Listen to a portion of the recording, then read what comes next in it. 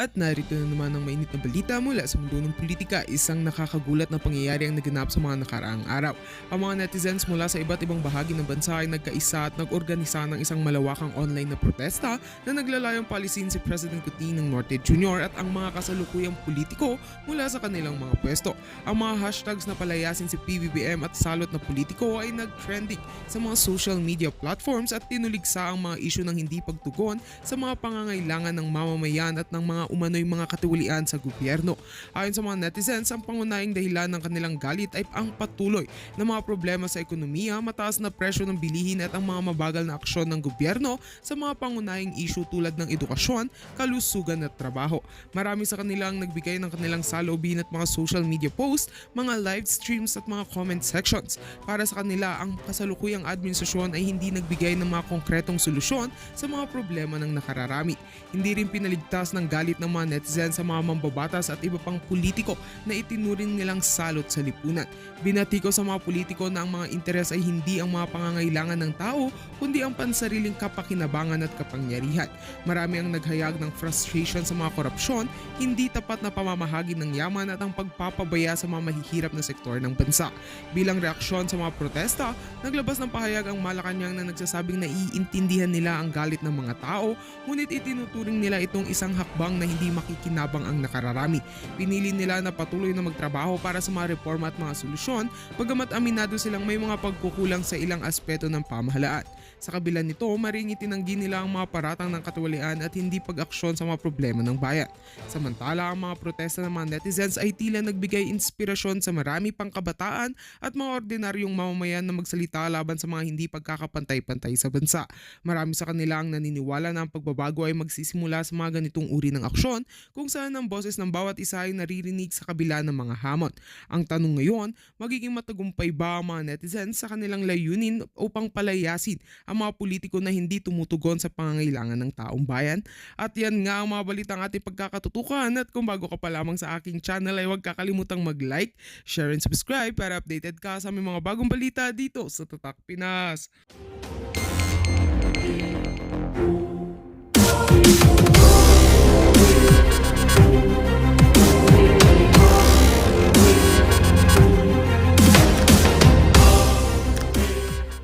Po yung icon at i-recognize po namin kayo. Bibigyan po namin kayo ng pagkakataon maihayag ang inyong damdamin sa issue na to. Anyway po, hanggang alas 12 tayo na madaling araw.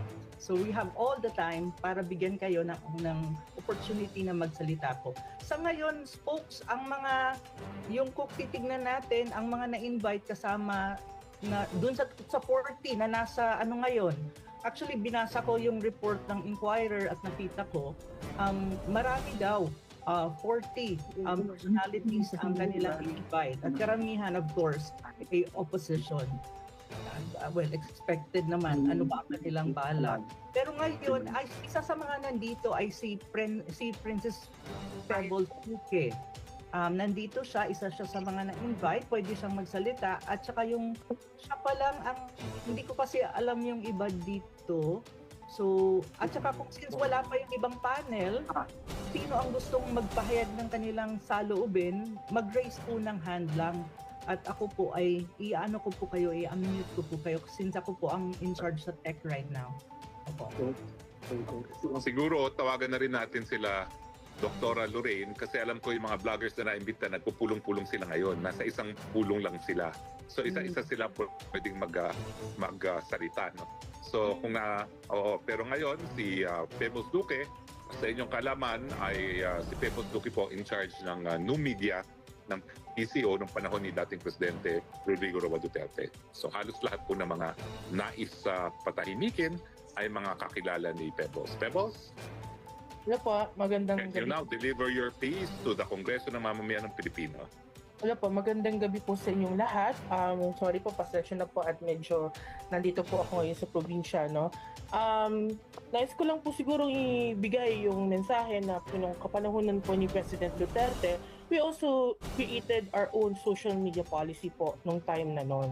And kasama po ang inyong lingkod sa pag-create ng social media policy na yun. Kaya lang, syempre, panahon ni PRRD po, nirespeto po ni President Duterte ang malayang pagpapahayag lalong-lalo na po ay nagkaroon din po siya ng maraming beses even sa ating mga friends na media, whether kaibigan o against him, napakaluwag po ng ating presidente nung time na yon, no, tungkol sa pagre-report about him or ano yung mga sinasabi niya. Minsan, di ba, nababaliktad pa yung kanyang mga sinasabi, kaya nagkakaroon ng mga disinformation or parang hindi pagkakaintindihan.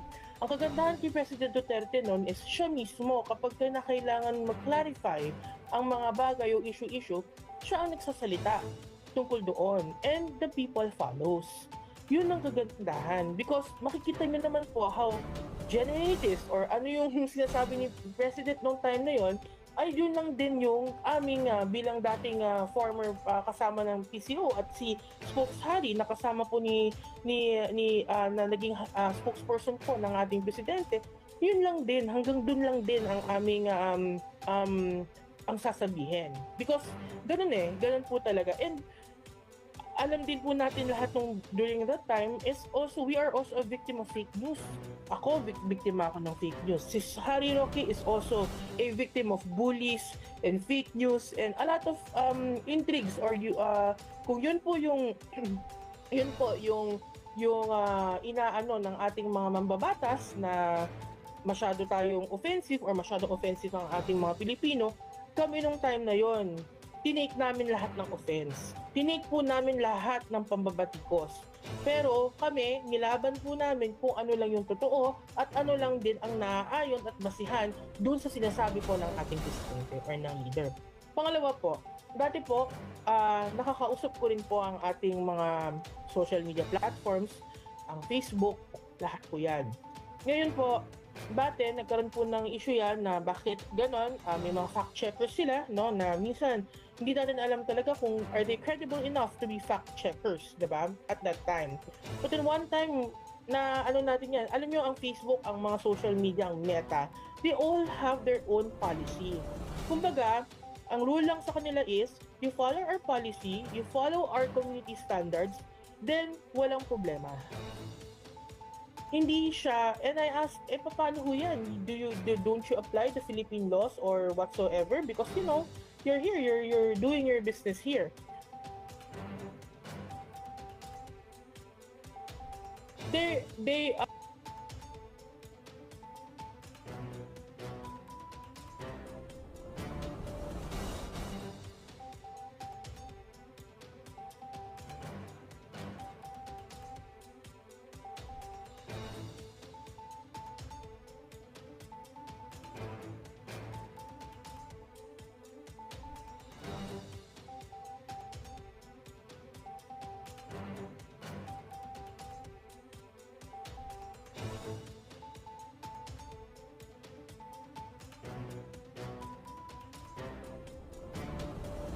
report po yan and kina-qualify yan mismo ng social media kasi sila naman ang makakapagsabi kung ay ano ba to, hindi ba magandang ano to,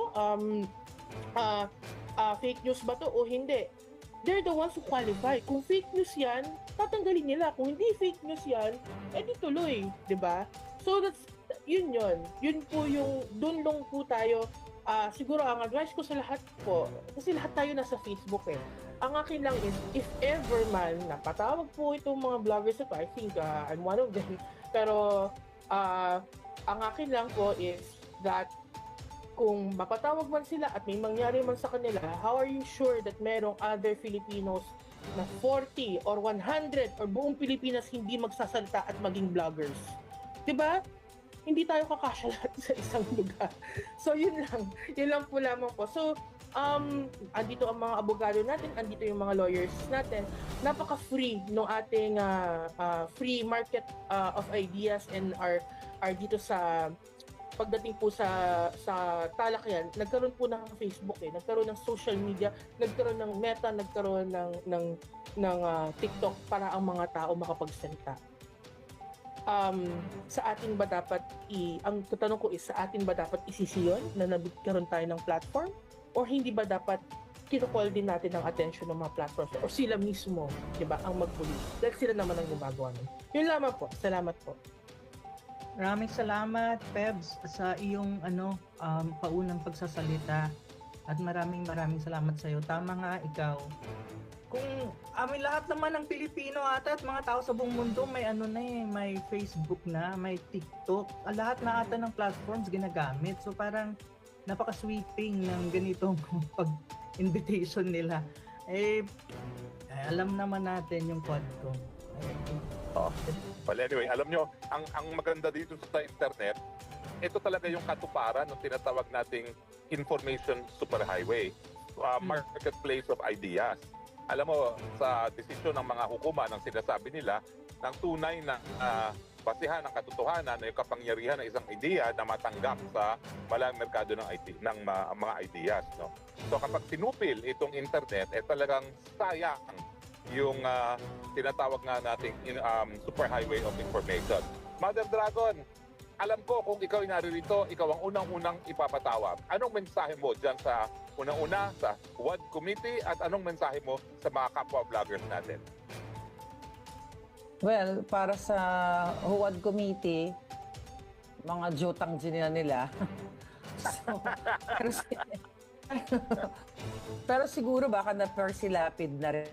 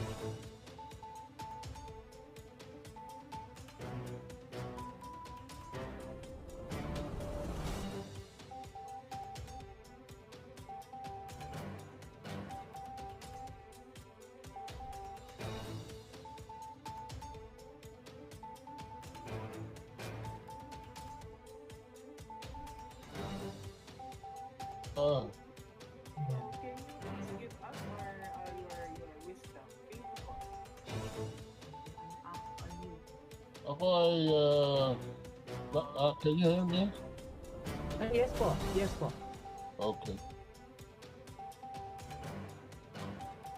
Ako ay nalulungkot ngayon dahil Yes po, yes po.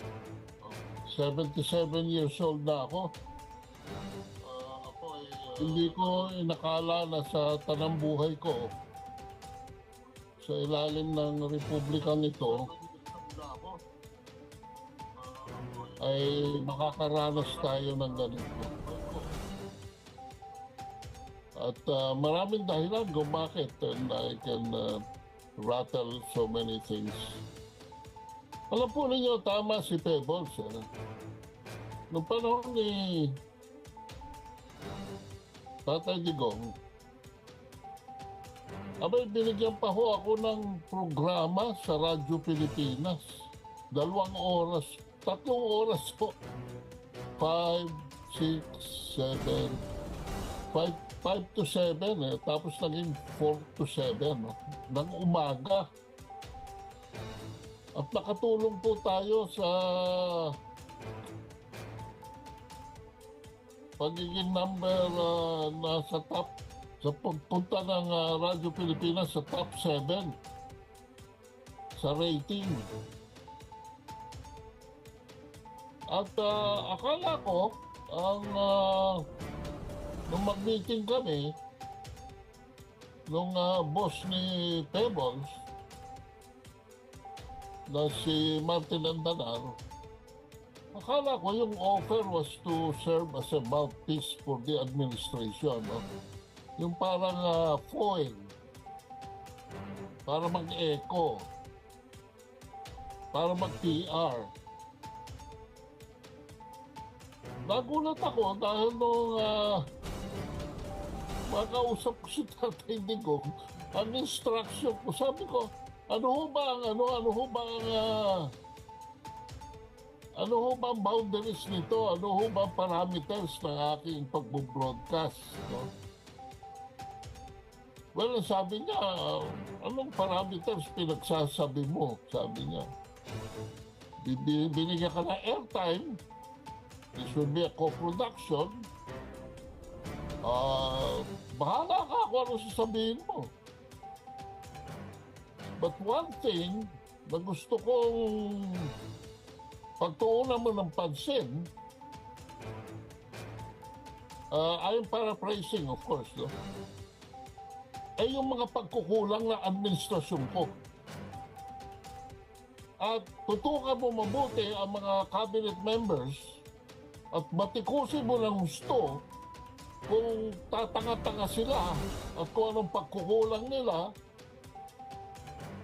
Of course, without saying na kung maganda naman ang ginagawa, i-report mo din. In other words, here was a Secretary of Communications and the President of the country who was giving me blanket authority over a 2-3 hour program, prime time. Sa buong Pilipinas, no? Sabi ko, edi okay lang, sabi ko. Gagawin po natin at yan ang ating magiging panuntunan. So, yun po ang ginawa ko from 2017. June 5 po ako nagsimula. Tanda-tanda ko yan. Hanggang 2022, no? 5 taon ng malayang pagpapahayag sa isang programa na nasa ilalim ng programming ng radio station ng gobyerno. Unbelievable, di ba? Against this background is a total contradiction kung ano nangyayari ngayon. Hindi lamang kinontrol ang mainstream media. In fact, binili na nila lahat, no? At pati yung ABS-CBN, binili na ng mga ano dyan, yung mga if I'm not mistaken, it is Martin Romualdez now who has the majority stock sa ABS-CBN. Kaya kating-kati naman to si Congressman Salceda na iparenew ang franchise niyan. But having said that, it is in stark contradiction. This administration from almost day one, akala ko dati dahil narsisistic lang ang ating Pangulo ngayon,